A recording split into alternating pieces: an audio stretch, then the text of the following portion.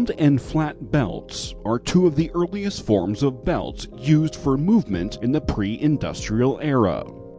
Round belts, also known as rope belts, are named for their circular cross-section, while flat belts are named for their flat profile.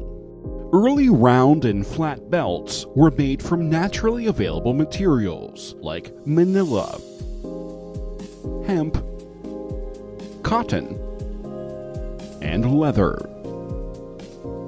As the demand for higher power transmission across distances has increased since the Industrial Revolution, the materials used to produce these belts have evolved.